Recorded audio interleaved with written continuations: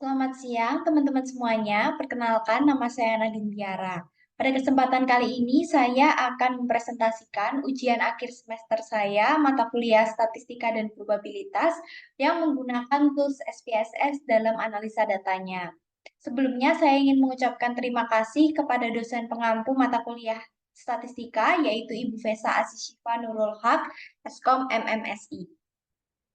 Baik, selanjutnya langsung saja saya akan mempraktekkan bagaimana cara penggunaan SPSS.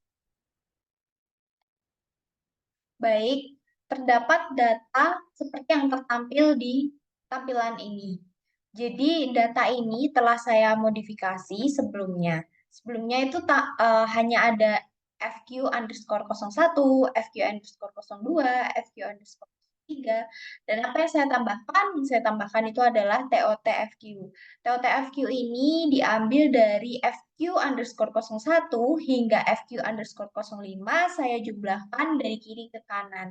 Jadi 5 ditambah 5 ditambah 5 ditambah 5 ditambah 5 maka akan menghasilkan 25 begitu ke bawah. Lalu untuk yang SQ, TOTSQ, TOTPQ, dan TOTFV itu juga sama seperti itu. Sekarang saya akan menganalisa data yang ada. Saya akan menganalisa dua bagian. Yang pertama ada analisa regresi linier dan yang kedua ada korelasi persen.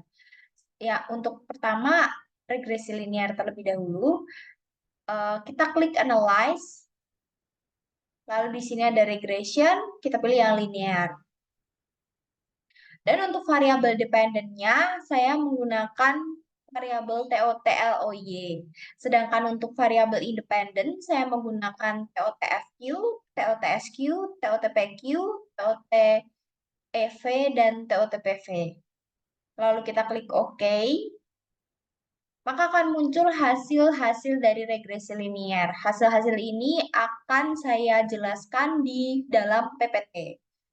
Untuk yang selanjutnya, saya akan menganalisa terkait eh, korelasi persennya. Jadi kita kembali lagi ke datanya, kita bisa klik Analyze, lalu kita buat Correlate. Saya akan menggunakan yang bivariate. Dan untuk variabelnya yang saya akan masukkan yaitu TOTFQ, TOTSQ, TOTPQ, TOTEV, dan TOTPV, serta TOTLOY. Lalu kita korelasinya, ini kita centang yang di bagian Pearson. Selanjutnya kita klik OK, maka akan langsung muncul di bagian bawah sini. Ini adalah correlation. Korelasi ini adalah hasil tabel korelasinya. Tabel ini juga akan saya jelaskan di PPT selanjutnya. Oke, yang pertama ada hasil analisa pertama. Di dalam tabel ini terdapat tabel variabel enter atau remove yang menunjukkan bahwa semua variabel independen, yaitu TOTFQ, TOTSQ, TOTPQ, TOTPV, dan TOTEV dimasukkan ke dalam model regresi secara bersamaan.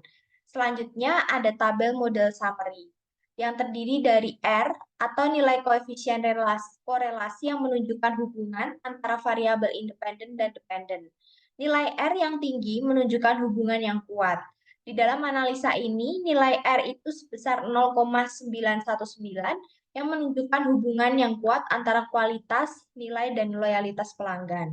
Selanjutnya ada R square atau R pangkat 2. Nilai S square menunjukkan seberapa besar variasi loyalitas pelanggan yang dijelaskan oleh model regresi. Dalam contoh ini, nilai R square sebesar 0,845 yang menunjukkan bahwa 84,5% variabel loyalitas pelanggan dijelaskan oleh model regresi.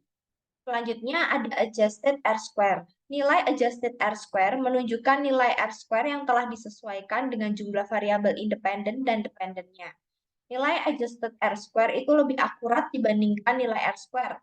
Dalam contoh nilai ini, nilai adjusted R square-nya sebesar 0,841 yang menunjukkan bahwa model regresi memiliki daya jelas yang cukup tinggi. Berikutnya ada analisa ANOVA. Di sini kita membacanya melalui SIG. SIG itu merupakan nilai value untuk keseluruhan model regresi. Nilai p-value yang kurang dari 0,05 menunjukkan bahwa model regresi tersebut secara keseluruhan signifikan. Di dalam contoh ini, nilai p-value-nya itu sebesar 0,001 yang menunjukkan bahwa model regresi secara keseluruhan signifikan. Selanjutnya ada tabel koefisien. Yang pertama ada B, nilai koefisien regresi untuk setiap variabel independen. Nilai B yang positif menunjukkan bahwa adanya hubungan positif, sedangkan nilai B yang negatif menunjukkan adanya hubungan yang negatif. Selanjutnya ada signifikan atau SIG, nilai p-value untuk setiap variabel independen. Nilai p-value yang kurang dari 0,05 menunjukkan bahwa variabel independen tersebut berpengaruh signifikan terhadap variabel dependen. Dan berdasarkan tabel koefisien dapat disimpulkan bahwa kualitas makanan atau FQ dan pelayanan atau SQ, kualitas lingkungan atau PQ, nilai harga atau PV, dan emosi memiliki pengaruh positif yang signifikan terhadap loyalitas pelanggan. Selanjutnya ada hasil analisa korelasi. Seperti yang dapat dilihat dalam tabel analisa ini, hasil analisanya terdapat korelasi positif yang signifikan antara total makanan, pelayanan, lingkungan, harga, dan emosi. Namun, faktor yang paling berpengaruh terhadap loyalitas pelanggan adalah PQ dan PV. Dapat dilihat dari tabel terakhir, yaitu TOT-LOY, yang paling tinggi angkanya yaitu 0,822, yaitu TOT-PQ, dan 0,810, yaitu TOT-PV. Sehingga dapat ditarik kesimpulan berdasarkan tabel koefisien dapat disimpulkan bahwa kualitas makanan, pelayanan, kualitas lingkungan, nilai harga, dan emosi memiliki pengaruh positif yang signifikan terhadap loyalitas pelanggan. Selanjutnya, untuk rencana perkuliahan mendatang, menjelang perkuliahan mendatang, saya akan bertekad untuk meningkatkan kualitas belajar dan pengembangan diri saya. Target utama saya adalah mempertahankan IPK saya dengan belajar lebih giat dan mengikuti kelas tambahan serta mengerjakan tugas dengan maksimal. Saya juga ingin mengikuti mata kuliah yang menarik sesuai minat untuk meningkatkan fokus dan motivasi belajar saya.